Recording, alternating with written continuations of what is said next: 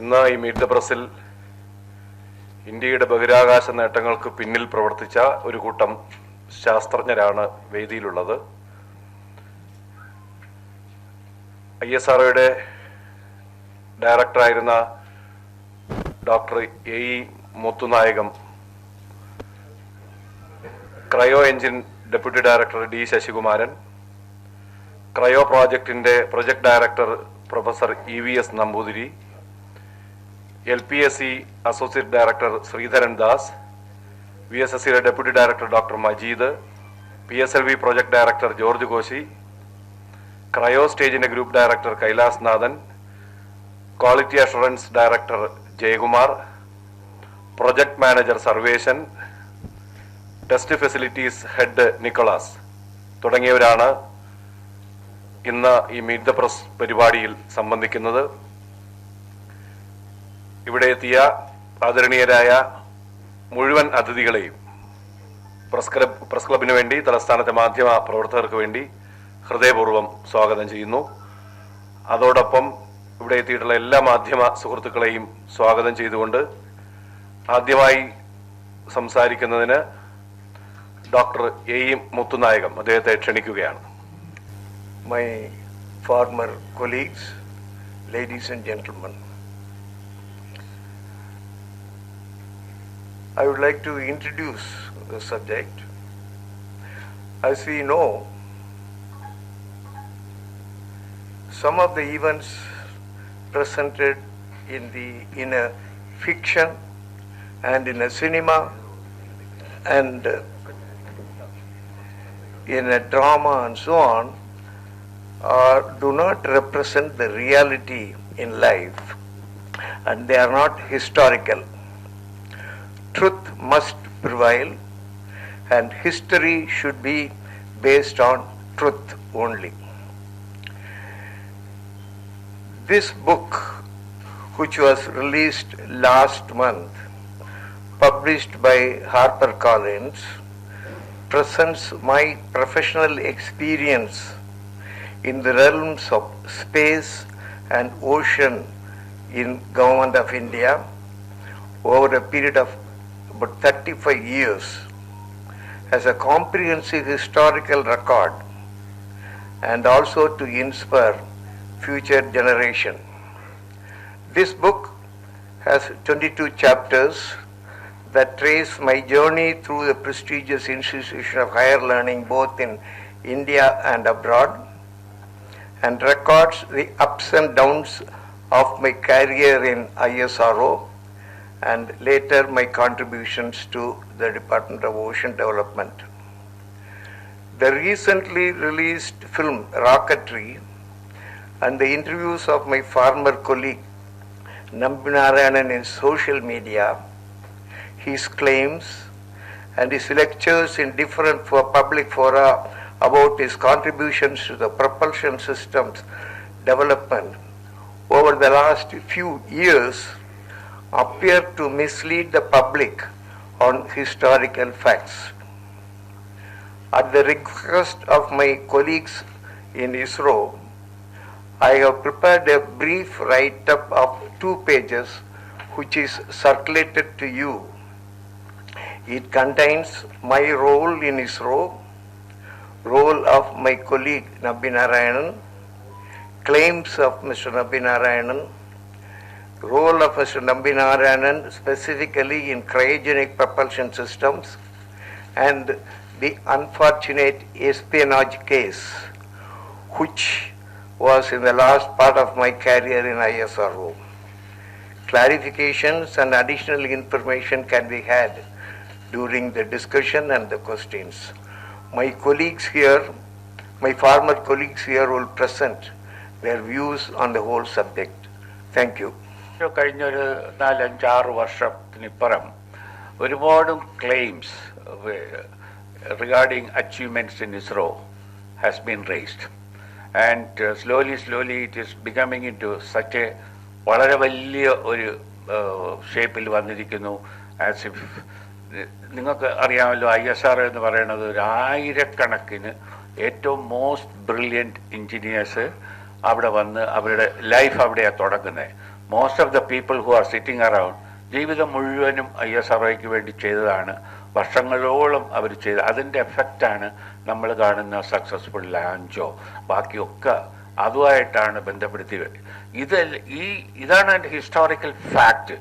ഈ ഫാക്റ്റിനെ വളച്ചൊടിക്കുന്ന അൺഫോർച്ചുനേറ്റ്ലി അങ്ങനെ ഒരു സംഭവം ആണ് ഇപ്പോൾ ഈ അടുത്ത കാലത്ത് നടക്കുന്നത്. അതുകൊണ്ടൊന്ന് ക്ലാരിഫൈ ചെയ്യണം.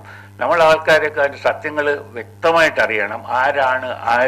ആരാണ് എന്താണ് കോൺട്രിബ്യൂട്ട് ചെയ്തത് എന്നറിയണം. എൻ്റെ ഈ ഇവിടെ ഇരിക്കുന്ന ഈ ചുറ്റും ഇരിക്കുന്ന പ്ലസ് ഞങ്ങൾ ഒരുപാട് കൊളീഗ്സ് ഇവിടെ അകത്തിരിപ്പുണ്ട്. അവരെല്ലാം ഒരു ജീവിതം മുഴുവനും പിന്നെ ഇതിനു വേണ്ടി ഒഴിഞ്ഞു വെച്ച് ജോലി ചെയ്ത് വീട്ടുകാര്യം നോക്കാതെ ഒന്നും നോക്കാതെ ലീവുകൾ എടുക്കാതെ ജീവിതം മുഴുവൻ ഒഴിഞ്ഞു വെച്ച ഒരു ടൈപ്പ് ആൾക്കാരാണ് ISROയിലുള്ളത്. വി ആർ നോട്ട് ജസ്റ്റ് ഒരു ഗവൺമെൻറ് എംപ്ലോയി കണക്കൊന്നും അല്ല. ഞങ്ങളുടെ വർക്കിംഗ് കണ്ടീഷൻസ് ആർ രാവിലെ തൊട്ട് രാത്രി തൊട്ട് ഒരു വീക്കെൻഡും എടുക്കാതൊക്കെ വർക്ക് ചെയ്ത ജീവിതം അതിനുവേണ്ടി മാത്രം ഒഴിഞ്ഞു വെച്ച ആൾക്കാരാണ്. ഞങ്ങൾ ഒരുപാട് കഷ്ടപ്പെട്ടുണ്ടാക്കിയതാണ് നമ്മളെ എല്ലാ സക്സസ് സ്റ്റോറി. SLV ആയാലും ശരി, ക്രയോജനിക് ആയാലും ശരി, ലിക്വിഡ് എഞ്ചിൻസ് ആയാലും ശരി, ഇതിനകത്തൊക്കെ കോൺട്രിബ്യൂട്ട് ചെയ്ത ആൾക്കാരാണ് എൻ്റെ ഇടതും വലതും ഈ ഫ്രണ്ടിലും ഒക്കെ ഇരിക്കുന്നവർ. ഇവരുടെ എല്ലാം പ്രയത്ന ഫലം ഓരോരുത്തരും അങ്ങനെ ഇൻഡിവിജ്വലായിട്ട് എല്ലാം പിന്നെ അവാർഡോ ക്രെഡിറ്റോ ഒന്നല്ല. അവർ സാക്രിഫൈസ് ടു ദ നേഷൻ. അങ്ങനെയൊക്കെ ചെയ്ത് അക്യൂമുലേറ്റ് ചെയ്ത ഒരു ഹിസ്റ്ററിയാണ്, ഒരു സക്സസ് സ്റ്റോറിയാണ് നമ്മളെ ISRO എന്ന് പറയുന്നത്. ISROയിൽ നിങ്ങൾ ഉദ്ദേശിക്കുന്നതിലും എത്രയോ കൂടുതൽ സാക്രിഫൈസസ് ആൾക്കാർ ചെയ്തിട്ടുണ്ട്. അങ്ങനെ കെട്ടിപ്പൊക്കിയ ഒരു പ്രസ്ഥാനം, ഒരു ഇൻസ്റ്റിറ്റ്യൂട്ടാണ് ഇന്ത്യൻ സ്പേസ് റിസർച്ച് ഓർഗനൈസേഷൻ. അതിനകത്ത് ആരോ ഒരാൾ 1 പേര് 2 പേര് എന്നൊക്കെ പറഞ്ഞൊരു പിക്ചറൈസേഷൻ വരുന്നു. പിന്നെ അത് ഇറ്റ് ഇസ് ഫോളോഡ്. അതൊന്ന് കൺസോളിഡേറ്റ് ചെയ്യാൻ വേണ്ടി ഉടനെ ഒരു സിനിമ വരുന്നു. ഈ സിനിമ കഴിഞ്ഞിട്ട് പല കമൻറ്റുകളും ഞങ്ങളിങ്ങനെ വാച്ച് ചെയ്യായിരുന്നു. ആളുകളെ പബ്ലിക് കമൻറ്റ് ഓരോ പിന്നെ അവരൊക്കെ റെഫറൻസസ് ഇല്ലാതെ അവരൊക്കെ അതിൻ്റെ ബേസിക് ഫാക്ട്സ് അറിയാതെ അവരെന്തൊക്കെയോ ആളുകൾ പബ്ലിക്കിൻ്റെ ഒപ്പീനിയൻ വരെ അങ്ങനെ എപ്പോഴാണ് ഞങ്ങൾ വിചാരിച്ചത് ഇതേതായാലും ഒരു കറക്ഷൻ ആവശ്യമാണല്ലോ. അങ്ങനെ ഏതോ നമ്മളെ മാധ്യമത്തിലെ സുഹൃത്തുക്കൾ ഇങ്ങനെ ഇൻട്രാക്ട് ചെയ്തപ്പോഴാണ് ഞങ്ങൾ അതിൻ്റെ സത്യങ്ങളൊക്കെ പറയാൻ തുടങ്ങിയത്.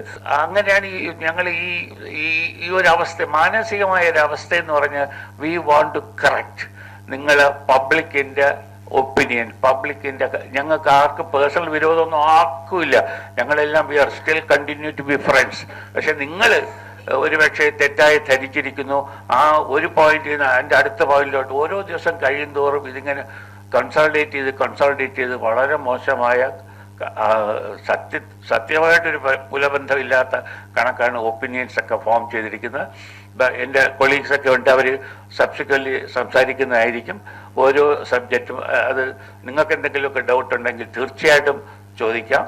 ഞങ്ങൾ ഇന്ന് അത് നിങ്ങളെ സാറ്റിസ്ഫൈ ചെയ്യാൻ തന്നെ മാനസികമായിട്ട് തയ്യാറെടുപ്പിലാണ് ഞങ്ങൾ ഇരിക്കുന്നത്.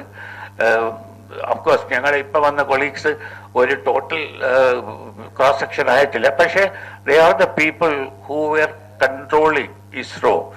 ഞങ്ങളൊക്കെ ഒരു വിധത്തിൽ പറഞ്ഞ ഈ ഇരിക്കുന്നവരെല്ലാം ആദിവാസീസാണ്, ISROയുടെ ആദിവാസീസാണ്. ഞങ്ങളൊക്കെ പിന്നെ വിദ്യാഭ്യാസം കഴിഞ്ഞിട്ട് നേരെ ഏറ്റവും ഹയസ്റ്റ് നാഷണൽ ലെവൽ സെലക്ഷൻ കഴിഞ്ഞ് ISROയിൽ വരികയും ഇൻഡിപെൻഡൻറ്റ് കപ്പാസിറ്റിയിൽ എല്ലാവരും ചെയ്യും. ദർ മേ ബി ഒരു ഓർഗനൈസേഷൻ പോലെ കാണും, പക്ഷേ അതിനകത്ത് ഓരോ ഇൻഡിവിജ്വലും അവരവരുടെ സെക്ഷനിലും അവരവരുടെ ഏരിയയിലും അവർ വളരെ പ്രഗത്ഭന്മാരാണ്. വേൾഡ് ക്ലാസ് സയൻറ്റിസ്റ്റ് തന്നെയാണ് നമ്മളെ കൂടി ഇരിക്കുന്ന എല്ലാവരും. അവരുടെയൊക്കെ വർക്ക് അവർക്ക് എന്തുമാത്രം മാനസികമായ ആഘാതം ഈ ഓരോ ഡിസ്ട്രാക്ഷൻ വരുമ്പോൾ ഉണ്ടായിട്ടുള്ളത് നിങ്ങൾക്ക് ഒരുപക്ഷെ ചിന്തിച്ചാൽ മനസ്സിലാകുന്നതായിരിക്കാം. ഇനിയിപ്പോൾ ഞാൻ ഇതിനകത്ത് ഈ ഇൻട്രൊഡക്ഷൻ ഞാൻ ഇവിടെ നിർത്തുകയാണ്. നിങ്ങൾക്ക് ആർക്കെങ്കിലും എന്തെങ്കിലും ക്ലാരിഫിക്കേഷൻ, പിന്നെ എൻ്റെ കൊളീഗ്സിന് സപ്ലിമെൻ്റ് ചെയ്യാൻ കാണും അവരുടെ പോയിന്റും. കാരണം അവരൊക്കെ എല്ലാം പിന്നെ അവരുടേതായ അനുഭവങ്ങളുണ്ട്. അപ്പോൾ അവരൊക്കെ നമ്മളൊരു 3, 4, 5 മിനിറ്റ് വെച്ച് ഓരോരുത്തർക്കും കൊടുത്താൽ അവരത് പറയുമായിരിക്കാം. നിങ്ങൾക്ക് എന്തെങ്കിലും ചോദ്യം ഉണ്ടെങ്കിൽ ചോദിക്കാമായിരിക്കാം. ഞങ്ങൾ ഈ വരുന്നത് ഞങ്ങളെ പേഴ്സണൽ അക്കൗണ്ട് സെറ്റിൽ ചെയ്യാനൊന്നും അല്ല ഞങ്ങൾ വരുന്നത് നിങ്ങൾക്ക് കറക്റ്റായ ഇൻഫർമേഷൻ വേണം. നിങ്ങൾക്ക് you should have the feeling of correcting. പിന്നെ എനി ക്വസ്റ്റ്യൻ മോസ്റ്റ് വെൽക്കം. അതാണ് എനിക്ക് പറയാനുള്ളത്. ഞങ്ങളുടെ ക്ലാസ്മേറ്റ്സ് ഒക്കെയാണ്. 1958 to 62 Trivandrum engineering college products ആണ്. And actually he has work so deep into the cryogenic program. He was a study director as well as he is the person who went into the development of the cryogenic engine. What today it is flying is all their products. Okay, then it will be followed with Sridharan Das. Probably I don't know why he is going away. He is a very, very, very vital scientist for us, making a lot of original designs and development. And you find the rockets are flying, the satellites are all there. They are all because of the work of these top scientists. Now let me ask Mr. EVS to talk. നിങ്ങൾ ഇതിനോടകം ഈ സെക്രട്ടറിയുടെ not വായിച്ചിട്ടുണ്ടാവും. അതിൽ 2-3 points കുറച്ചുകൂടെ ക്ലാരിറ്റിക്ക് വേണ്ടിയിട്ട് ഞാൻ ഒരു വളരെ ബ്രീഫായിട്ട് എക്സ്പ്ലെയിൻ ചെയ്യാം. എൻ്റെ ഫ്രണ്ട് മിസ്റ്റർ ശശികുമാർ പറഞ്ഞതുപോലെ ഞങ്ങൾ ഒരുമിച്ച് ഒരേ കോളേജിൽ ഒരേ സമയം പഠിച്ചു പാസ്സായി. ഇവിടെ ട്രിവാൻഡ്രം എഞ്ചിനീയറിംഗ് കോളേജിൽ വീണ്ടും ഇവിടെ ജോയിൻ ചെയ്തു. ഞങ്ങൾ ഒന്നിച്ച് വർക്ക് ചെയ്തതാണ്. അപ്പോൾ അദ്ദേഹം പറഞ്ഞ പോലെ എനിക്ക് ISROയിൽ ജോലി വളരെ ദീർഘമായൊരു പീരീഡ് 30-31 വർഷം ജോലി ചെയ്യാനുള്ളൊരു അവസരം കിട്ടി. എൻ്റെ ബോസായിരുന്നു doctor A. Muthunayagam sir for a long time. ഇടയ്ക്ക് വളരെ കുറച്ച് ഭാഗം മാത്രം ഞാൻ ഡോക്ടർ കലാം സാറിൻ്റെ കൂടെ ഉണ്ടായിരുന്നു. വീണ്ടും റിട്ടയറിന് മുമ്പ് അദ്ദേഹത്തിൻ്റെ ഡോക്ടർ മുത്തായം സാറിൻ്റെ കൂടെ തന്നെ ആയിരുന്നു. ആ അവസരത്തിൽ ഈ ക്രയോജനിക്സ് ആണല്ലോ ഒരു പ്രധാന ഇഷ്യൂ ഇന്നത്തെ. അത് ISROയിൽ തുടങ്ങിയത് ഞാനും എൻ്റെ കുറച്ച് കൊളീഗ്സും കൂടിയാണ്. ഇൻഫാക്റ്റ് ഇൻ 1982 ഞങ്ങൾ ആദ്യമായിട്ടൊരു സെമി ക്രയോജനിക്സ് ഒരു പ്രോജക്റ്റിൻ്റെ ഒരു സ്റ്റഡി റിപ്പോർട്ട് ഫോം ചെയ്തു. അത് ഡയറക്ടർ VSSC ഫോം ചെയ്തൊരു കമ്മിറ്റിയാണ്. അതിൻ്റെ ചെയർമാൻ മിസ്റ്റർ യശസ്വരനായ ശ്രീ MR കുറുപ്പായിരുന്നു. അദ്ദേഹം ഇന്ന് ജീവിച്ചിരിപ്പില്ല. അദ്ദേഹം ചെയർമാനും ഞാൻ ആ കമ്മിറ്റിയുടെ മെമ്പർ സെക്രട്ടറിയുമായിരുന്നു. ഞങ്ങൾ വളരെ സ്റ്റഡി ചെയ്ത് ഒരു സെമി ക്രയോജനിക്, അതായത് liquid oxygen and kerosene system കൊണ്ട് ISROയുടെ ഫ്യൂച്ചർ ലോഞ്ച് വെഹിക്കിളിനെ എങ്ങനെ പ്രയോജനപ്പെടുത്താം എന്നുള്ള രീതിയിലൊരു റിപ്പോർട്ട് തയ്യാറാക്കി കൊടുത്തു. പക്ഷേ അന്നത്തെ വേരിയസ് മറ്റുള്ള എല്ലാ ഫാക്ടേഴ്സും കൺസിഡർ ചെയ്ത് അത് തൽക്കാലം അതുമായിട്ട് മുമ്പോട്ട് പോകാൻ അനുമതി കിട്ടിയില്ല. പക്ഷേ 1984-85 ടൈമിൽ പ്രൊഫസർ സതീഷ് ധവാൻ ചെയർമാൻ ആയിരുന്നപ്പോൾ അദ്ദേഹം ഒരു സ്റ്റഡി ഗ്രൂപ്പ് ഫോം ചെയ്തു. ആൻഡ് ഞാനായിരുന്നു അതിൻ്റെ സ്റ്റഡി ഡയറക്ടർ. 8-9 മെമ്പേഴ്സുള്ള ഒരു ടീമായിരുന്നു അത്. ഞങ്ങൾ ഒരു വർഷത്തിൽ കൂടുതൽ അതിൽ വളരെ സീരിയസ് ആയിട്ട് അത് സ്റ്റഡി ചെയ്ത് ഏതാണ്ട് 7500 അധികം പേജുള്ള 15 വോള്യൂംസ് ഉള്ളൊരു സ്റ്റഡി റിപ്പോർട്ട് തയ്യാറാക്കി ചെയർമാൻ സബ്മിറ്റ് ചെയ്തു. ഇൻ 85 മിഡിൽ ആ സ്റ്റഡി. ആൻഡ് ഇൻഫാക്റ്റ് ISROയുടെ ക്രയോജനിക് സിസ്റ്റം അതിൻ്റെ സ്റ്റാർട്ടിംഗ് പോയിന്റ് ആ സ്റ്റഡി റിപ്പോർട്ടായിരുന്നു. അതായത് അതിൻ്റെ വേരിയസ് ആസ്പെക്ട് അന്ന് വരെ പബ്ലിഷ് ചെയ്തുള്ള എല്ലാ ഇൻഫർമേഷനും സ്റ്റഡി റിപ്പോർട്ട് ഉണ്ടായിരുന്നു. അതുകൂടാതെ ഞങ്ങൾക്ക് മെമ്പേഴ്സിൻ്റെ പല സോഴ്സിൽ നിന്നും കിട്ടിയ ഇൻഫർമേഷൻ എല്ലാം അതിൽ കളക്ട് ചെയ്തിട്ടുണ്ട്. ISROയിലുള്ള ഏകദേശം ഒരു 150ഓളം എൻജിനീയേഴ്സ് ആൻഡ് സയൻറ്റിസ്റ്റ് അതിൽ കോൺട്രിബ്യൂട്ട് ചെയ്തിട്ടുണ്ട്.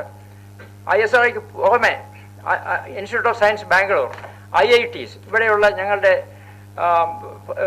ഫ്രണ്ട്സും മറ്റുള്ള രീതിയിലുള്ള കോണ്ടാക്റ്റുള്ള ആൾക്കാർ അവരും കോൺട്രിബ്യൂട്ട് ചെയ്തിട്ടുണ്ട്.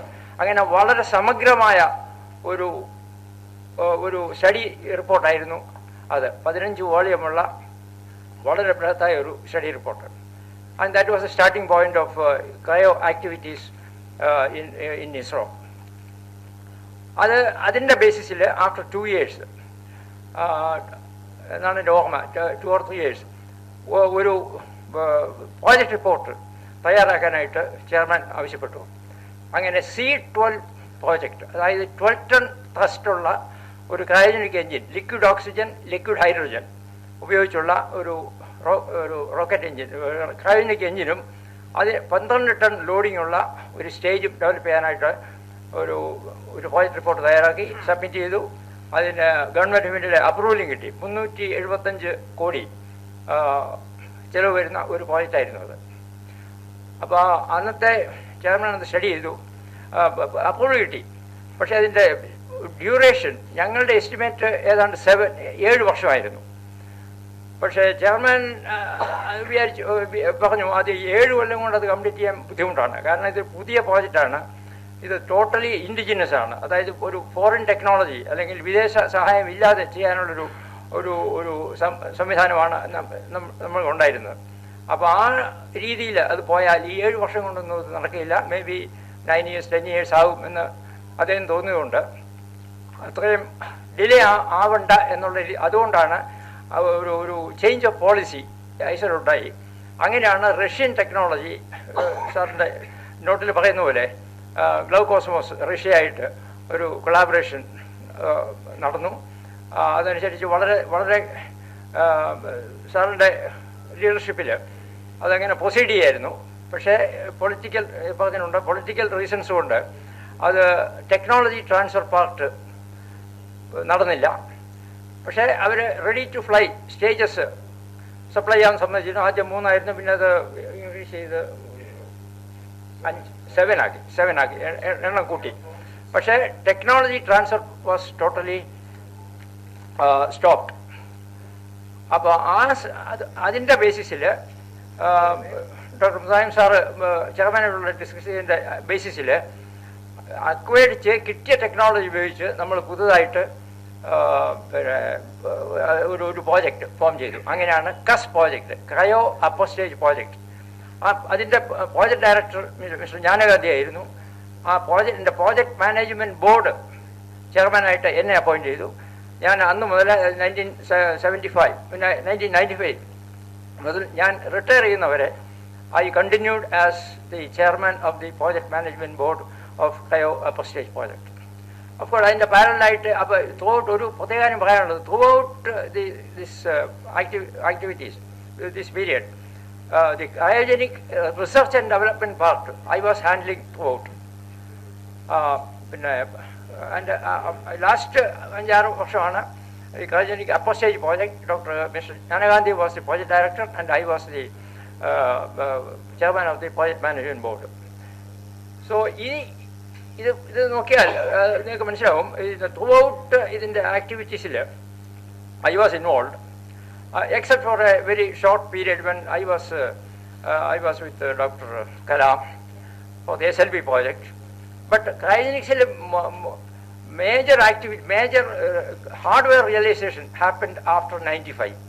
95 ശേഷമാണ് ഞങ്ങൾ ആദ്യം ഇനീഷ്യലി പറഞ്ഞ പ്രോജക്റ്റ് അനുസരിച്ച് ഒരു 1 ton thrust engine and 12 ton thrust engine ഇത് രണ്ടും നമ്മൾ thrust chamber ഡെവലപ്പ് ചെയ്തു.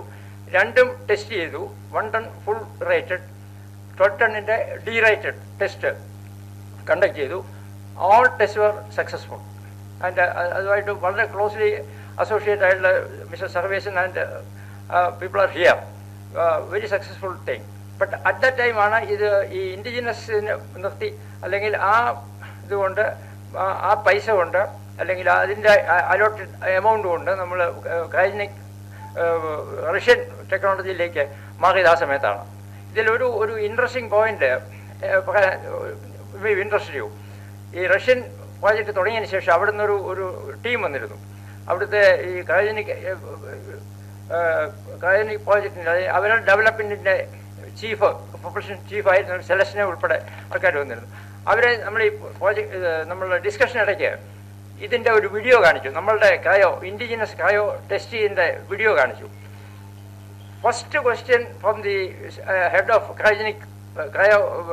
Russian cryo engine and stage, Selesny asked, after how many explosions you could get this success? Then I said, none. We tested only 2 or 3 times and all the tests were successful. Then he said, incredible, that is unbelievable, he said. Anyway, that was the credit of our team, our members, so many members, not myself. When I retired, I could not see the flight of the engine because I left ISRO in January 2002. The first flight came much later. Anyway, to put it in brief, throughout my career, the cryogenic was initiated by me, and till I retired, I was I was contributing for the development of cryogenic project.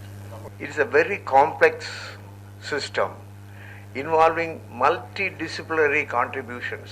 It's not one man's job. And over a period of time, things were done. And Mr. Nambudiri was the starting point. And he originally was doing it in VSSE. Later, he moved into my group in LPSC. Now, originally their study group said we should develop an engine with 12-ton thrust. On that basis, we started our R&D. Then, as he pointed out, to accelerate the progress and reduce the time of development, we got the Russian technology, and that engine was only 7.5 tons. So we shifted from the study group's 12-ton thrust engine to 7.5 ton thrust given by the Russians. Actually, it was one of their engines which they developed for their lunar missions, which was not successfully completed, and they had a competition with the Americans' Apollo mission, and unfortunately the Russian mission failed. 4 successive flights failed, and they closed that. And this engine developed for that was modified to suit our requirement and supplied to us. So our initial development was 7.5 ton engine for the flight. As Nambudiri said, the cryogenic upper stage, the question came. We have 2 options. Whether we should go back to our 12 ton when the Russians denied the technology, or we should continue with the 7.5 ton Russian version. The thrust point of view.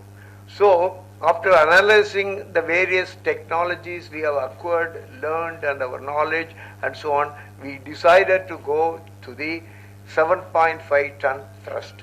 So therefore the CUS engine, CUS stage, the first cryogenic indigenous stage was with 7.5 ton indigenously developed. And as Nambudiri pointed out, all developments took place after 1995, and Nambi unfortunately left us in 1994. And subsequent to this CUS, they made another bigger engine with a 20-ton thrust, C-25, and that is also now flying in ISRO. So ISRO has 2 cryogenic stages flying, one with 7.5 ton thrust, another with 20-ton thrust. All these major developments took place after 95. And Nambudiri was a key man behind that. All these were taking place in my center, Liquid Propulsion Unit first and later Liquid Propulsion Center. In fact, I was completely aware of what is all happening, and I was fully associated, and I give the credit for my success to my colleagues. And today, what all I have achieved is due to my colleagues.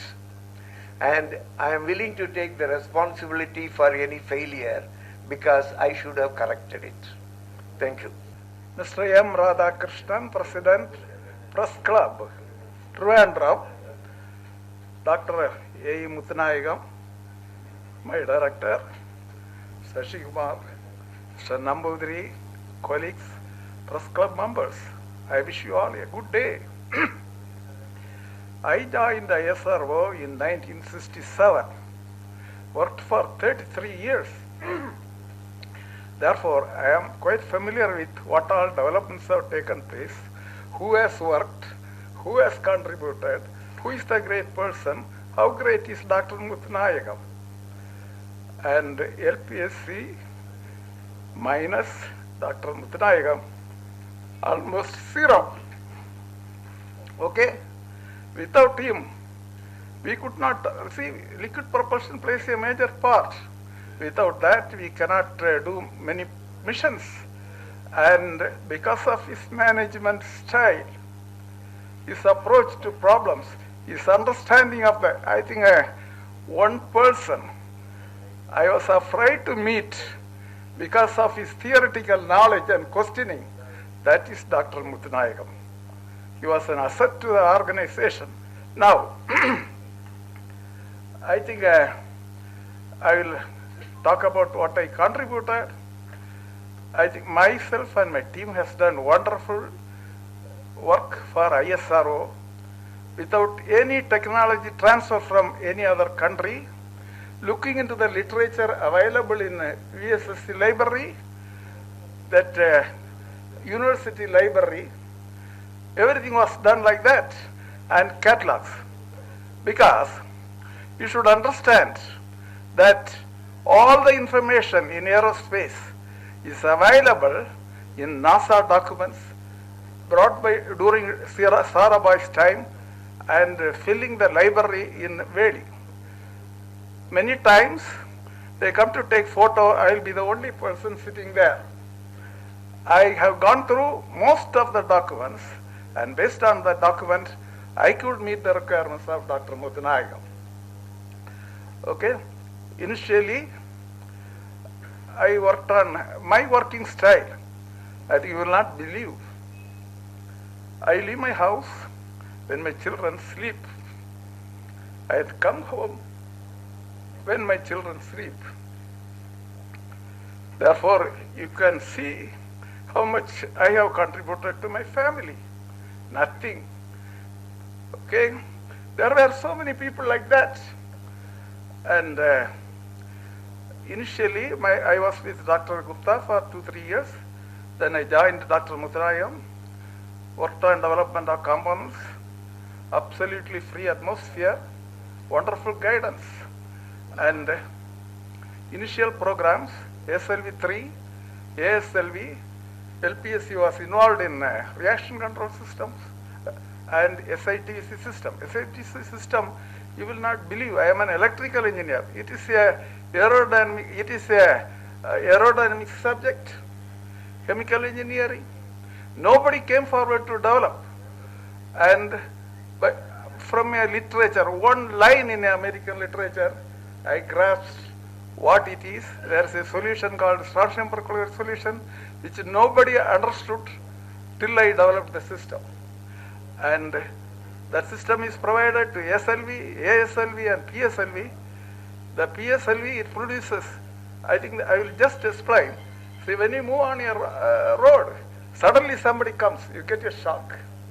Therefore, rocket nozzle, the flow is there, you just introduce something, and it gets a shock, there's a pressure rise, and it produces a side force that corrects the trajectory. That is the principle used. Russians didn't believe. They questioned Dr. U.R. Rao. I was called to explain, an electrical engineer. Whatever possible I explained, he was convinced. And it's it involves 24 numbers of electromechanical valves, and even a single leakage, it can throw the vehicle off. One valve, if it is imported, it costs about 25 lakhs of rupees. Then how many launches have taken place? How much our people have contributed? And the people who worked with me, Mr. Watson, Sashidhar Nair, Mrs. Indra, Mr. H.V. Iyer, all these people I have to remember now. I used to spend, to develop this system, nights when everybody was sleeping at home in Valley Hills, studying the SIT system using gas. And I was convinced this will work, and I provided the system. SLV time frame and ASLV time frame, there was, I think, my team was the only team involved in doing some work. And Dr. Muthanayagam was busy with solid propulsion, and Mr. Nambi and his team and all those people who were involved in small thruster development, they could not succeed. And hypergolic propulsion system, I think they developed 1 ton, but there was a heavy explosion. Therefore, people were afraid that liquid propulsion is in a very bad stage. And SLV was successfully launched in 1980, and PSLV in 91. PSLV required a liquid stage, and here comes the wisdom of Dr. Muthanayagam. He analyzed the situation, understood that we cannot meet the time schedule. A very intelligent way, he discussed with our great person, Dr. Sheshan, and we had a contract with the SCP team, and our people were sent under the leadership of Mr. Nambinaran to acquire the technology. A to Z technology. Every drawing, every test, every document was acquired by this team, and we have to, I think, only give to the industry. Any industry, if this information was available, could have developed that thing. But facilities and all those things, Mr.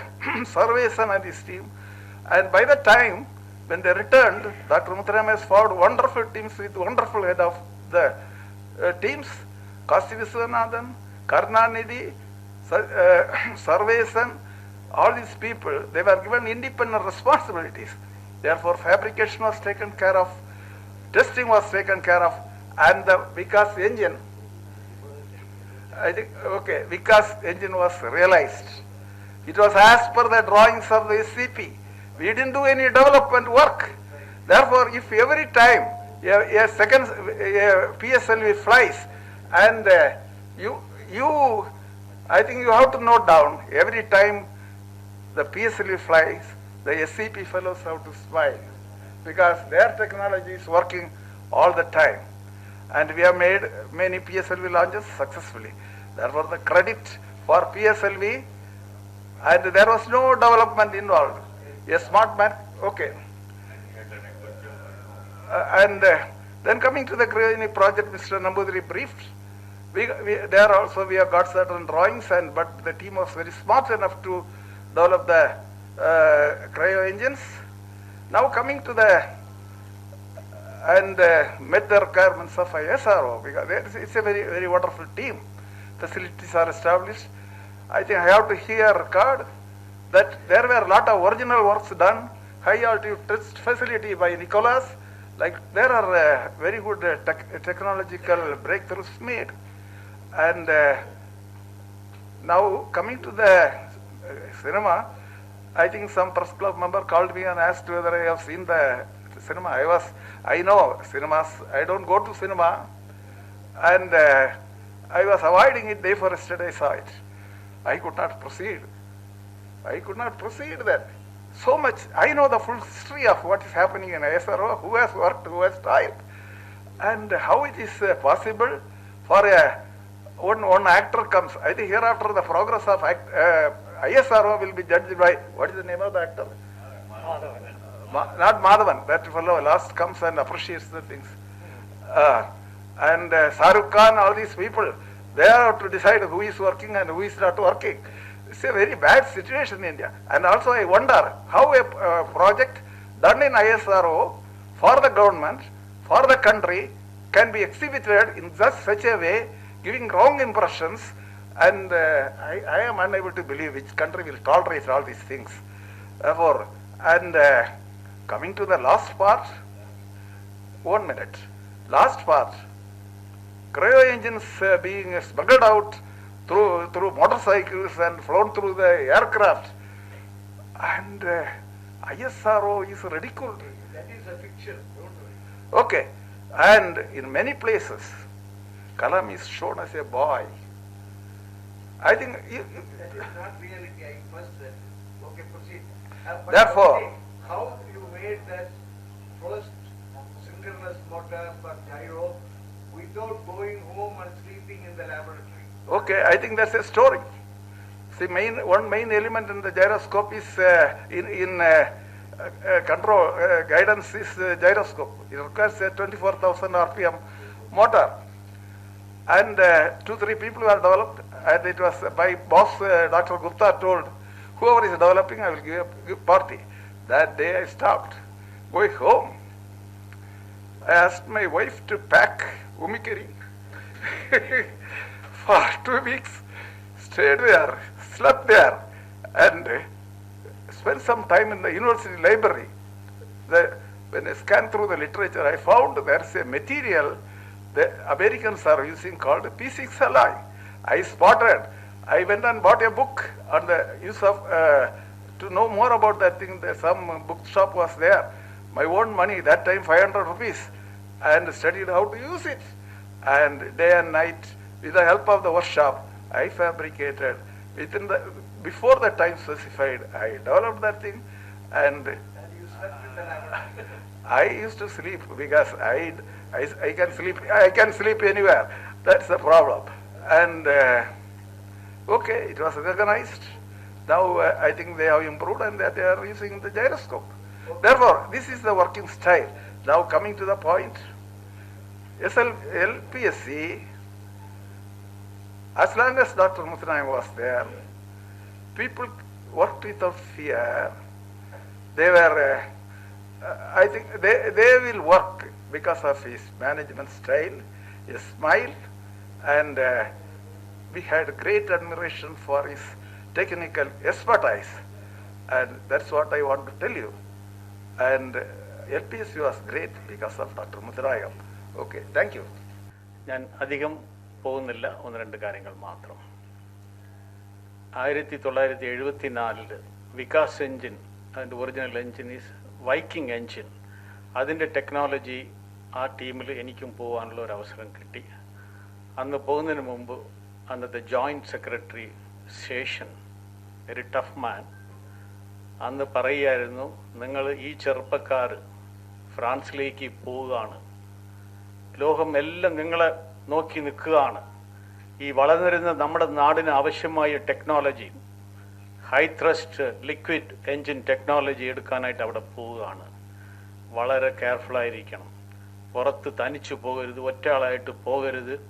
എന്താണെന്ന് പറഞ്ഞാൽ ചിലപ്പോൾ നിങ്ങൾ അവിടെ എവിടെയെങ്കിലും even to pass urine പോകുന്നുണ്ടെങ്കിൽ ബാക്കിൽ bayonet കൊണ്ട് നിങ്ങളെ കുത്തി കൊന്നുകളയും, അത്രയ്ക്ക് നോക്കിയിരിക്കുകയാണ്. അതാണ് റോക്കറ്റ് ടെക്നോളജി. ഒരു രാജ്യവും നമുക്ക് തരുവാൻ താല്പര്യമില്ലാത്ത ഒന്നാണ്. അവർക്കറിയാം ഇന്ത്യക്ക് ഈ ടെക്നോളജി കിട്ടിക്കഴിഞ്ഞാൽ നമ്മൾ വളരും, നമ്മൾ ഒരുപാട് സമ്പന്നരായിട്ട് മാറും, ഒരുപാട് പേർക്ക് വളരെ ചീപ്പായിട്ട് സാറ്റലൈറ്റ് ലോഞ്ച് കൊടുക്കാൻ പറ്റുമെന്ന്. അതാ സംഭവിച്ചത്. അങ്ങനെയുള്ള ഒരു ടെക്നോളജിയാണ് വികാസ് അല്ലെങ്കിൽ വൈക്കിംഗ് എഞ്ചിൻ ടെക്നോളജി വന്നത്. അപ്പോൾ ഇതിൻ്റെ സൂത്രധാരൻ ആരാണ്? ഡോക്ടർ മുത്തനായം. ഡോക്ടർ മുത്തനായം ആരാണ്? ഹീറ്റ് ട്രാൻസ്ഫർ എക്സ്പേർട്ടാണ്. ഒരു പ്രൊപ്പൽഷൻ എന്ന് പറഞ്ഞാൽ ഹീറ്റ് ട്രാൻസ്ഫർ ആണ്. ഈ നമ്മൾ ഐൻസ്റ്റൈൻ പഠിച്ചതുപോലെ എനർജി ഒരു മാറ്ററിലിരുന്ന് കൊടുക്കുകയാണ്, ഹീറ്റായിട്ട് മാറ്റുകയാണ്. ക്രയോജനിക് എന്ന് പറയുന്നത് എന്താണ്? അതിന്റെ പ്രത്യേകത എന്താണ്? നമ്മൾ സാധാരണ നമ്മുടെ റൂം ടെമ്പറേച്ചർ 20 ഡിഗ്രീസോ 25 ഡിഗ്രീസോ ഇരിക്കാം. ക്രയോജനിക് എന്ന് പറയുമ്പോൾ ഏകദേശം അബ്സല്യൂട്ട് സീറോയിൽ പോവുകയാണ്. അബ്സല്യൂട്ട് സീറോ എന്ന് നിങ്ങൾ അറിയുന്ന പോലെ -273.15 ഡിഗ്രീസ് ആണ്. നമ്മൾ 20 ഡിഗ്രി അബ്സല്യൂട്ട് വരെ പോവുകയാണ് ലിക്വിഡ് ഹൈഡ്രജൻ പോകുമ്പോൾ. ഇതാണ് അതിൻ്റെ ടെമ്പറേച്ചർ. ആ ടെമ്പറേച്ചറിൽ ഒരു വാട്ടർ പാർട്ടിക്കിൾ ഇരുന്നാൽ അത് സോളിഡ് ആയിരിക്കും. That can block any valve, any flow passage. അവിടെ ചില flow passage will be few microns. അതുപോലുള്ള ഒരു ടെക്നോളജിയാണ് പിന്നെ എന്തിനാ ക്രയോജനിക്? സോളിഡ് പ്രൊപ്പല്ലന്റ് ചില എഫിഷ്യൻസി കൊടുക്കും, അതെക്കാളും കൂടുതലാണ് ലിക്വിഡ് പ്രൊപ്പല്ലന്റ്, അതെക്കാളും കൂടുതലാണ് ക്രയോജനിക്. അതുകൊണ്ടാണ് അത്ര ബുദ്ധിമുട്ടുള്ള സാങ്കേതികമുള്ള ആ ഒരു ടെക്നോളജിയിലേക്ക് നമ്മൾ പോകുന്നത്. ഇസ്രോയിൽ ആരാ ഉണ്ടായിരുന്നത്? ടെക്നിക്കൽ എല്ലാവിധ ടെക്നോളജി അറിഞ്ഞവരും ഉണ്ടായിരുന്നു. അത് മെക്കാനിക്കലായിട്ട്, ഇലക്ട്രിക്കലായിട്ട്, സിവിലായിട്ട്, കെമിക്കലായിട്ട്, metallurgical, aeronautical, all type of technologies were available. ഇതെല്ലാം ചേർന്നാണ് ഉണ്ടാക്കി വരുന്നത് ഒരു റോക്കറ്റ് എന്ന് പറയുന്നത്. അത്ര എളുപ്പമുള്ളതല്ല, എല്ലാവരുടെ കൈകളിലും പെട്ടിട്ടുണ്ട്. അങ്ങനെ അതുപോലെ ഈ പ്രൊപ്പൽഷൻ എന്ന് പറയുന്ന ആ ഒരു ഹീറ്റ് ട്രാൻസ്ഫർ, അതിൽ വരുന്ന ബുദ്ധിമുട്ടുകൾ വളരെ വലുതാണ്. നമുക്കറിയാം സ്റ്റീല്, അത് melting point may be 1500 degree Celsius. ഒരു 700-800 ഡിഗ്രി കഴിഞ്ഞാൽ അത് സ്റ്റീൽ പ്രയോജനം ഇല്ല, അതിന്റെ എഫിഷ്യൻസി വളരെ കുറയുകയാണ്. അതുപോലെ ക്രയോജനിക് ടെമ്പറേച്ചറിൽ പോകുമ്പോൾ നമ്മൾ കൂടുതൽ ഉപയോഗിക്കുന്ന റബ്ബർ, ഇതുപോലുള്ള സീലിംഗ് മെറ്റീരിയൽ എല്ലാം പൊടിഞ്ഞു പോകും, ബ്രിട്ടിലായി പോകും. അപ്പൊ അതിന്റെ മെറ്റീരിയൽ ഡിഫറൻറ്റ്.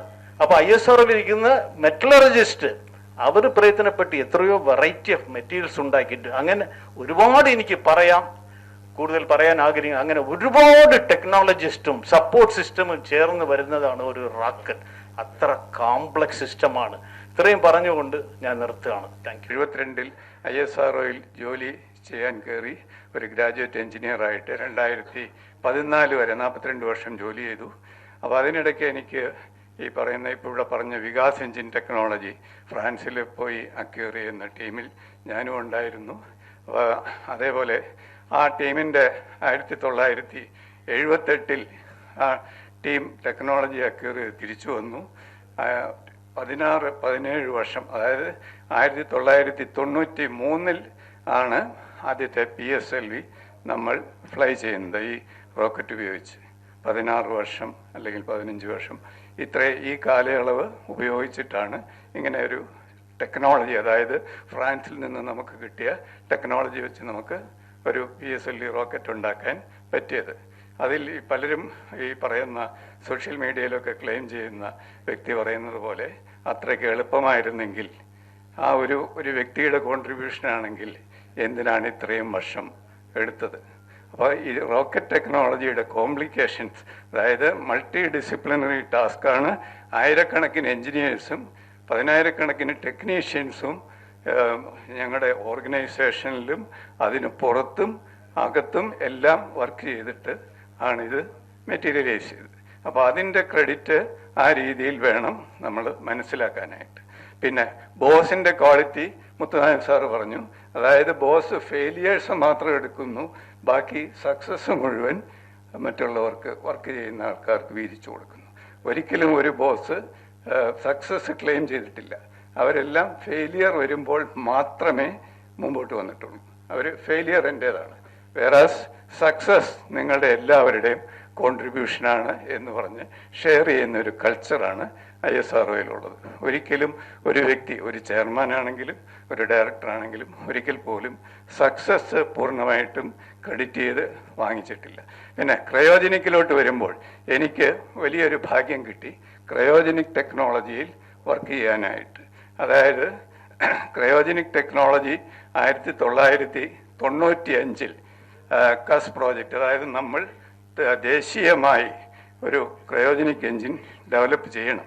കാരണം റഷ്യൻസ് നമുക്ക് ക്രയോജനിക് ടെക്നോളജി തരുന്നത് നിർത്തിവെച്ചപ്പോൾ, അതായത് മറ്റു പ്രഷർ കൊണ്ടായിരിക്കാം, അത് നിർത്തിവെച്ചപ്പോൾ അത് എങ്ങനെയെങ്കിലും തദ്ദേശീയമായിട്ട് വികസിപ്പിക്കണം എന്നുള്ള ഒരു തീരുമാനമെടുക്കുന്നു ISRO. അതിനുവേണ്ടി അഹോരാത്രം ജോലി ചെയ്യാൻ തയ്യാറായിട്ടുള്ള 100 കണക്കിന് എൻജിനീയേഴ്സ്. കാരണം ISROയ്ക്കകത്ത് പല സെൻറ്റേഴ്സിൽ നിന്നുള്ള പലതരം ടെക്നോളജി ഇതിനകത്ത് ഉപയോഗിച്ചിട്ടുണ്ട്. ഇതിൻ്റെ lead centre liquid propulsion system സെൻ്ററാണ്. അപ്പോൾ ആ ലിക്വിഡ് പ്രൊപ്പൽഷൻ സിസ്റ്റം സെൻ്ററിൽ വർക്ക് ചെയ്യുന്ന ഏതാനും 500ഓളം എൻജിനീയേഴ്സും അതിനനുസരിച്ചിട്ടുള്ള മറ്റ് ടെക്നീഷ്യൻസും എല്ലാം ചേർന്നിട്ടാണ് ലിക്വിഡ് പ്രൊപ്പൽഷൻ, ഞങ്ങൾക്കാണ് ഇതിൻ്റെ പ്രൈമറി ഉത്തരവാദിത്വം. ബാക്കി പക്ഷേ ഞങ്ങൾ എല്ലാ സെൻറ്ററിലുമുള്ള പലതരം ടെക്നോളജികളും നമ്മളിതിൽ അഡോപ്റ്റ് ചെയ്തിട്ടാണ് ഇത് റിയലൈസ് ചെയ്തത്. അപ്പോൾ ഈ ഒരു ടെക്നോളജി അഡോപ്റ്റ് ചെയ്യാൻ, റിയലൈസ് ചെയ്യുക എന്ന് പറയുന്നത് നമുക്ക് ഒരിക്കൽ പോലും സാധാരണഗതിയിൽ ഇതിൻ്റെ കോംപ്ലക്സിറ്റിയുടെ പറഞ്ഞു. അതായത് 0-നകത്ത് അബ്സല്യൂട്ട് സീറോ എന്ന് പറയുന്നത്, അതായത് -273 ഡിഗ്രിയിലാണ് അബ്സല്യൂട്ട് സീറോ. നമ്മൾ ഐസ് ആവുന്നത് 0 ഡിഗ്രി സെൻറ്റിഗ്രേഡിലാണ്. അത് കഴിഞ്ഞിട്ട് -273 അടുത്തോട്ട് പോകുന്ന ഒരു ടെക്നോളജിയാണ് ഈ ക്രയോജനി. അതിലാണ് ലിക്വിഡ് ഹൈഡ്രജനും ലിക്വിഡ് ഓക്സിജനും നമ്മൾ ഉപയോഗിക്കുന്നത്. അപ്പോൾ അത് മാനേജ് ചെയ്യുന്നതും അത് സ്റ്റോർ ചെയ്ത് അത് നമ്മളെ സ്റ്റേജിലോട്ട്, എൻജിനിലോട്ട് സപ്ലൈ ചെയ്യുന്ന ആ ടെക്നോളജി എന്ന് പറയുന്ന ഒരു രാജ്യവും ആർക്കും തരത്തില്ല. അപ്പോൾ ആ ടെക്നോളജിയെ നമ്മൾ തദ്ദേശീയമായിട്ട് വികസിപ്പിച്ചത് 1995 മുതൽ ഉണ്ടായ ഒരു പ്രോജക്റ്റാണ്. അതിന് ബീജാവാപം ചെയ്തത് ഇവിടെ നേരത്തെ പറഞ്ഞതുപോലെ എല്ലാവരും ഇൻഡിജിനസ് ആയിട്ട് ഇതിനു വേണ്ടി ശ്രമിച്ചു. പക്ഷേ ഈ ഇൻഡിജിനസ് ക്രയോജനിക് സ്റ്റേജ് എന്ന് പറയുന്നത് നമുക്ക് GSLVയിൽ ഫ്ലൈ ചെയ്യാൻ പറ്റുന്ന സ്റ്റേജ് ഡെവലപ്മെൻറ്റ് തുടങ്ങിയത് 1995 അന്ന് ജ്ഞാനകാന്തിയാണ് അതിൻ്റെ പ്രോജക്റ്റ് ഡയറക്ടറായിട്ട് തുടങ്ങിയത്. 2000 വളരെയധികം എൻജിനീയേഴ്സ് ആ ഗ്രൂപ്പിലുണ്ട്. കാരണം ഞാൻ നേരത്തെ പറഞ്ഞു, ആയിരക്കണക്കിന് സിസ്റ്റംസും ലക്ഷക്കണക്കിന് കോമ്പണൻസും എല്ലാം ചേർന്നിട്ടുള്ള ഒരു സിസ്റ്റമാണിത്. ആ സിസ്റ്റം എന്ന് പറയുന്നത് ഓരോ കോമ്പണൻറ്റും ടെക്നോളജിയുടെ പരമോന്നതി, അതായത് നമുക്ക് മൈക്രോസ്കോപ്പ് വെച്ച് കാണേണ്ട ക്ലിയറൻസുകളാണ് ഉള്ളത് ആ മൂവിങ് പാർട്ട്. അപ്പോൾ അതൊക്കെ ഈ ലോ ടെമ്പറേച്ചറിൽ പോകുമ്പോൾ സീസ് ചെയ്യും. അതേപോലെ ഒരു വായുവിൻ്റെ ഒരു കണികയുണ്ടെങ്കിൽ അത് കല്ല് പോലെ സോളിഡായിട്ട് ഒന്ന് മാറി അതെല്ലാം തടഞ്ഞ് പോകും. അപ്പോൾ അങ്ങനെയുള്ള ടെക്നോളജി ആരും തരാത്തത് കൊണ്ട് നമ്മൾ തദ്ദേശീയമായിട്ട് വികസിപ്പിച്ചു. 2010 2004 മുതൽ 2010 വരെ ഞാൻ ഈ സ്റ്റേജ് ഇൻഡിജിനസ് ക്രയോജനിക് സ്റ്റേജിൻ്റെ ഗ്രൂപ്പ് ഡയറക്ടറായിരുന്നു. അപ്പോൾ സ്റ്റേജ് വികസനം, സ്റ്റേജ് എന്ന് പറഞ്ഞാൽ അതിനകത്ത് ആയിരക്കണക്കിന് കോമ്പണൻ്റ് ഉണ്ട്. അതിൻ്റെ ഹൃദയഭാഗമാണ് എൻജിൻ. ഇതെല്ലാം കൂടി ഇൻ്റഗ്രേറ്റ് ചെയ്ത് ഒരു ഫ്ലൈ ചെയ്യാൻ പറ്റുന്ന ഒരു ഇൻഡിപെൻഡൻറ്റ് റോക്കറ്റിൻ്റെ ഒരു ഭാഗമാണ്. 3 സ്റ്റേജാണ് GSLV, അതായത് ഈ GSLVക്കുള്ളത്. GSLV 3 stage വെഹിക്കിളാണ്. അതിൽ ഫൈനൽ സ്റ്റേജ്, ക്രയോജനിക് സ്റ്റേജ്, ഏറ്റവും കൂടുതൽ എഫിഷ്യൻസിയുള്ള പ്രൊപ്പല്ലൻ്റ് ഉള്ളത് കൊണ്ടാണ് നമ്മുടെ ഈ ജിയോസിൻക്രണസ്, അതായത് നമ്മുടെ 36,000 കിലോമീറ്റർ മുകളിലുള്ള സാറ്റലൈറ്റ് വിക്ഷേപിക്കാൻ വേണ്ടി ഈ ടെക്നോളജി കൂടിയേ തീരൂ. ഏറ്റവും കൂടുതൽ ശക്തിയുള്ള ഈ ക്രയോജനിക് പ്രൊപ്പൽഷൻ ഉണ്ടെങ്കിൽ നടക്കുകയുള്ളൂ. അതാണ് ക്രയോജനിക് സ്റ്റേജിൻ്റെ ഏറ്റവും വലിയ ഇമ്പോർട്ടൻസ്. അപ്പോൾ അങ്ങനെയുള്ള ഒരു സ്റ്റേജ് ഡെവലപ്പ് ചെയ്യാനായിട്ട് മതിയാക്കാം. ഓക്കെ. അപ്പോൾ അങ്ങനെ ആ സ്റ്റേജ് ഡെവലപ്പ് ചെയ്യാനായിട്ട് നമ്മൾ സാധിച്ചു. നമ്മൾ സക്സസ്ഫുൾ ആയിട്ട് ചെയ്തു. അത് കഴിഞ്ഞ് നമ്മുടെ സ്വന്തം ടെക്നോളജി വെച്ച് ഇപ്പോൾ നമ്മൾ വളരെ ഹൈ ത്രസ്റ്റ്, അതായത് 20 ടൺ ത്രസ്റ്റ് കേപ്പബിലിറ്റിയും 25 ടൺ പ്രൊപ്പല്ലൻ ലോഡിങ്ങും ഉള്ള സ്റ്റേജ് വരെ നമ്മൾ സ്വന്തമായിട്ട് വികസിപ്പിച്ചു. ഇപ്പോൾ ഈ ടെക്നോളജി നമുക്ക് റഷ്യയിൽ നിന്ന് കുറേ ഫണ്ടമെൻ്റലായിട്ട് കിട്ടിയിട്ടുണ്ടെങ്കിൽ പോലും അവർക്ക് വിൽക്കാൻ പോലും തയ്യാറായിട്ടുള്ള സ്റ്റേജ് നമ്മൾ ഡെവലപ്പ് ചെയ്തു. അവർക്ക് റഷ്യക്ക് ഫ്ലൈയിങ് സ്റ്റേജ് ഇല്ല, ക്രയോജനിക് സ്റ്റേജ്, ഫ്ലൈയിങ് സ്റ്റേജ് റഷ്യക്കില്ല. പക്ഷെ നമുക്ക് ഇന്ന് അവർക്ക് തിരിച്ചു കൊടുക്കാൻ പറ്റുന്ന രീതിയിലുള്ള ടെക്നോളജി നമ്മൾ ഡെവലപ്പ് ചെയ്തു. എല്ലാ രാജ്യങ്ങൾക്കും തിരിച്ചു കൊടുക്കാൻ പറ്റും. അപ്പോൾ ആ ഒരു നിലയിൽ നമ്മൾ എത്തിച്ചു. അത് കളക്റ്റീവ് വർക്ക് കൊണ്ട് മാത്രമാണ്. ഒരു വ്യക്തിക്ക് ഇതിൻ്റെ യാതൊരു ക്രെഡിറ്റും എടുക്കാൻ പറ്റില്ല എന്നുള്ള കാര്യം സ്ട്രെസ് ചെയ്യാൻ വേണ്ടിയാണ് ഞാൻ ഇത്രയും പറഞ്ഞത്. And told him, please don't make claims based on falsehood. பொய் சொல்லிட்டு ஒன்றும் claim ஒன்றும் பண்ணாத. What you deserve you claim. I also told him, I sympathize with you for the torture you had to go through because of the spy case. I am with you on that. And I know, not today, for I think few years, he has been talking. Nowhere he has said he is reporting to me. If you see all his statements for the last so many years, actually he joined me, and more than 95% of his career he reported to me. He never did anything outside my responsibility. And then he tells so many lies, particularly about the naming of Vikas. He said, then I told him, did you name Vikas? How? I know it is Mr. T.N. Seshan. And this is written in this book, and also another ISRO publication which came about 15 years back. Seshan is said to have named that. So, Nambi told me, I will come and meet you and discuss with you. That never happened. I was very much disappointed. Nambi is almost like my brother, my deputy for years. And maybe I should not, okay, I will tell. He has revolted against me. When he returned from France, he wrote to Chairman ISRO, sir, I am more competent, I don't know, than Muthanayam or not, whether the word he used, and give me the responsibility. And Professor Dhawan said it is ridiculous. Then he issued an order creating liquid propulsion projects with me as director, liquid propulsion projects, and he with responsibility for engine and stage, Kasi Viswanathan with responsibility for all fabrication, and Karunanidhi with responsibility for all test facility, assembly, integration, and so on. So, your question whether I don't go and dispute every point by point to him. No. I give him, and he is not my competitor at all, and I never consider, for me to go for any debate with anybody. He joined me as a SC engineer from Dr. Abdul Kalam. So I think maybe if you want more information, we can discuss. I have no objection. Excuse me. But this note is very brief. This sheet is for you. You can go line by line and activity by activity. What is his contribution? And if you according want to more him. details, many people asked me, you were his controlling officer, you were the founder director of LPSC, so you should answer, you should give us a response. So the press asked me. So I have given them writings in 4 pages, 3 pages, and so on. Now, for this press release, we said, I gave a 2-page note. And many people said this should be released to the press. As far as I am concerned, I have nothing to lose. And this kind of wrong message should not go to the public. That's all. You investigate and give the right message. If I am wrong, tell I am wrong. And this book tells very clearly, you read that, it is not written in 1 day or 2 days. It is written for more than 2 years. And somebody asked, many people said I should put down. If you read it, you will understand. Chapter 5 talks about the Vikas. Chapter 10 talks about the cryogenic. You will all know that. Okay, thank Yeah, you. please. Personal, we continue to be good friends. There's no problem. But you are being fed a wrong information and you are consolidating with that view. That is our concern. That's why we are trying to correct it. This is put in black and white in this. Dr. Muthunagam's view is written down here. Kindly go through line by line on Vikas engine, on cryogenic engine, as well as the general activities there.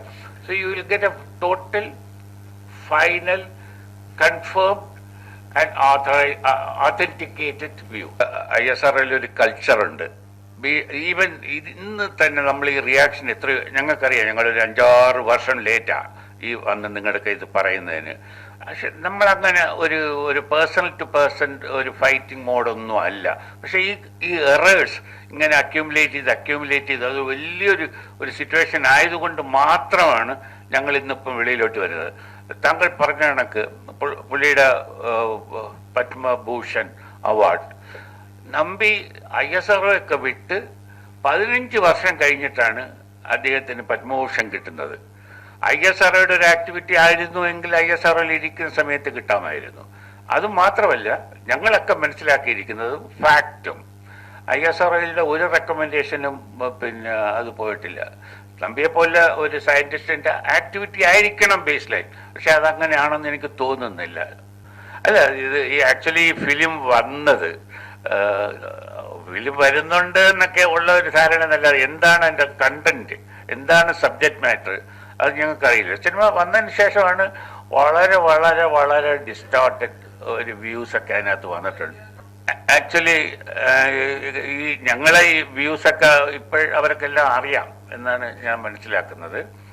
ഈ republic TV അവർ ഒരു ഇന്റർവ്യൂക്ക് ഈ further കൺസോൾട്ടേറ്റ് ഒരു block ചെയ്തതിന് ശേഷം വീണ്ടും ഒരു ബ്ലോക്കിൽ ഇങ്ങനെ കൺസോൾട്ടേറ്റ് ചെയ്ത ആ വക ഈ പ്രൊപ്പഗൻഡ പോയത് അവിടെ നമ്മൾ പറഞ്ഞിട്ടുണ്ട്.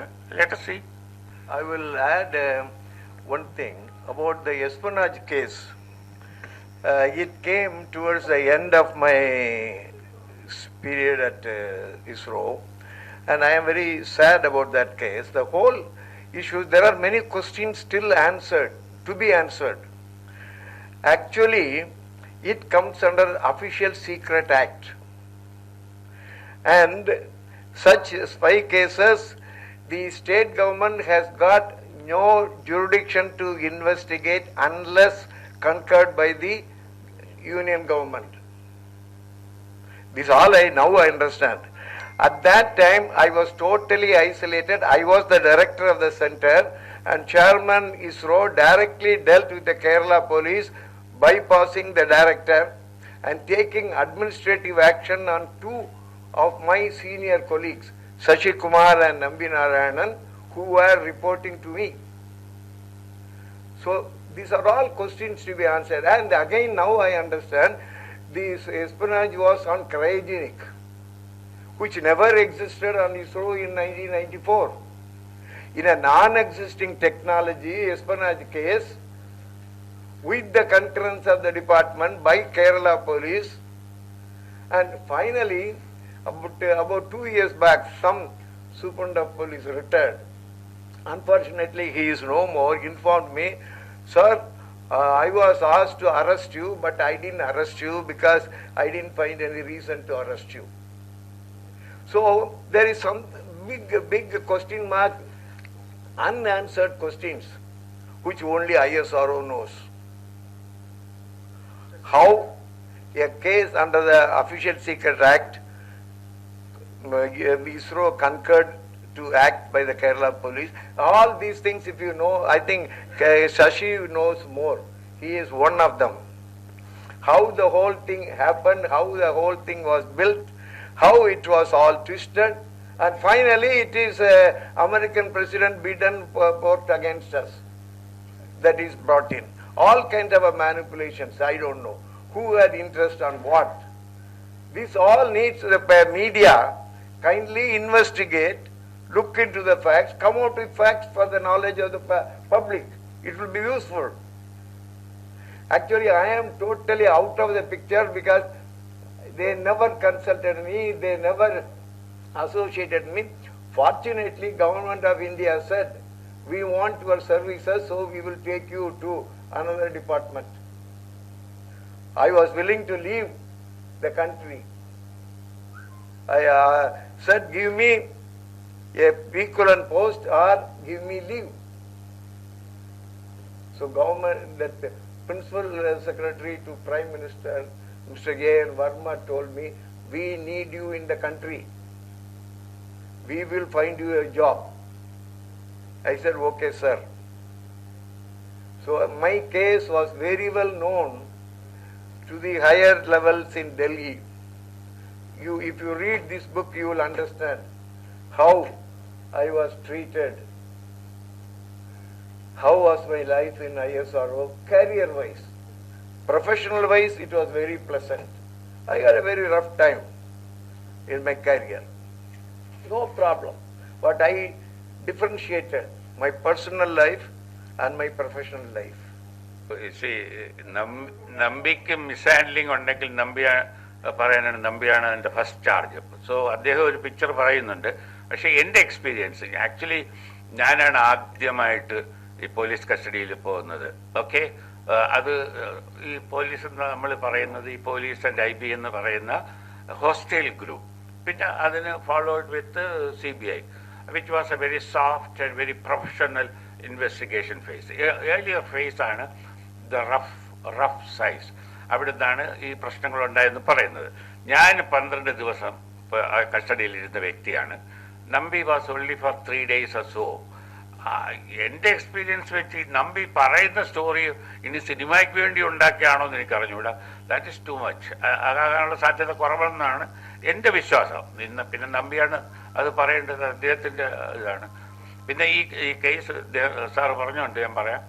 അവസാനം ഇത് ഫാൾസ് കേസ് എന്നുള്ള ഡിക്ലറേഷനൊക്കെ വന്നു. ഞങ്ങൾ ഒരു 2 വർഷത്തെ ഇൻവെസ്റ്റിഗേഷൻ കഴിഞ്ഞു.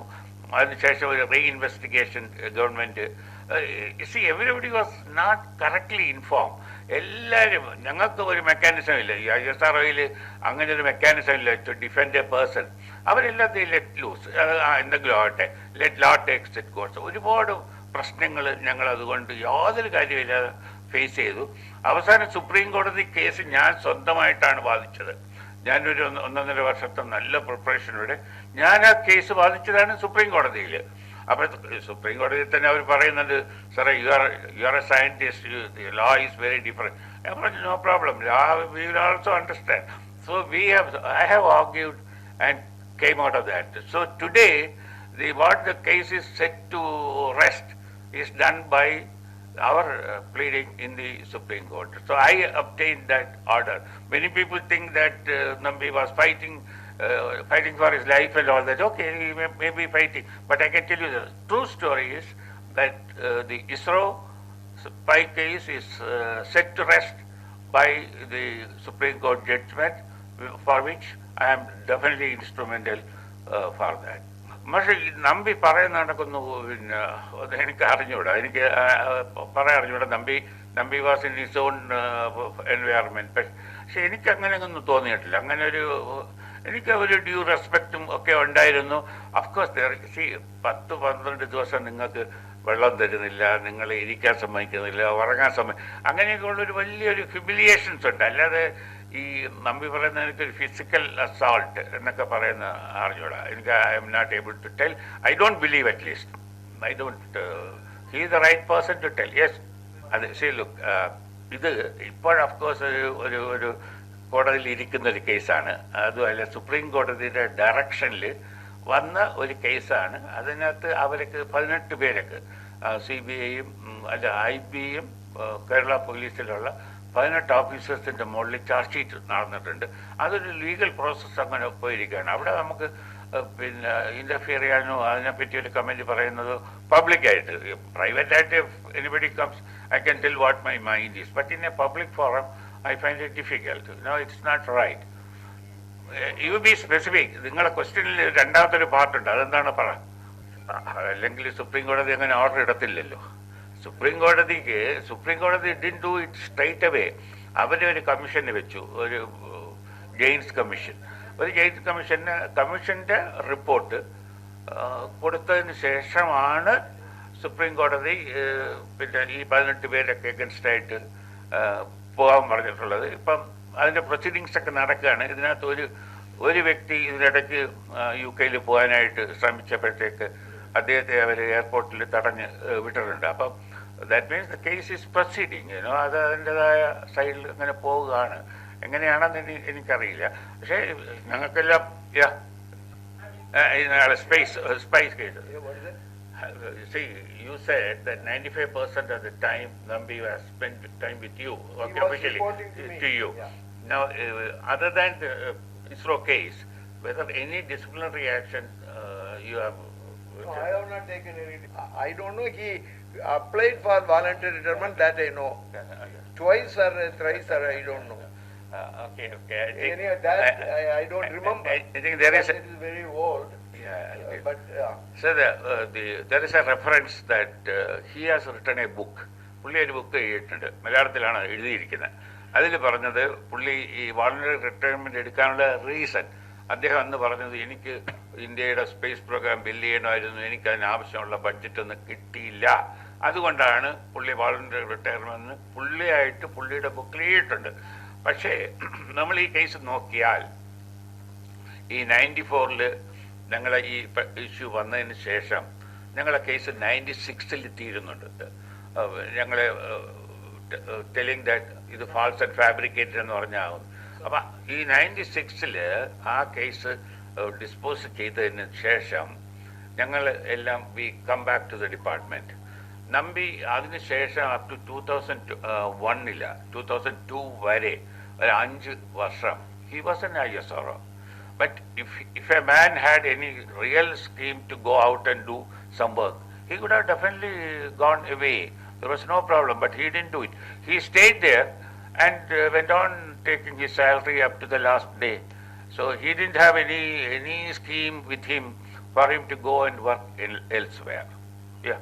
in our system, there are many new techniques, new technologies, new developments required, for which there is expertise required. Now, in the system, there are many subsystems and levels of thing. For that developing, you need expertise. But you have to put all of them together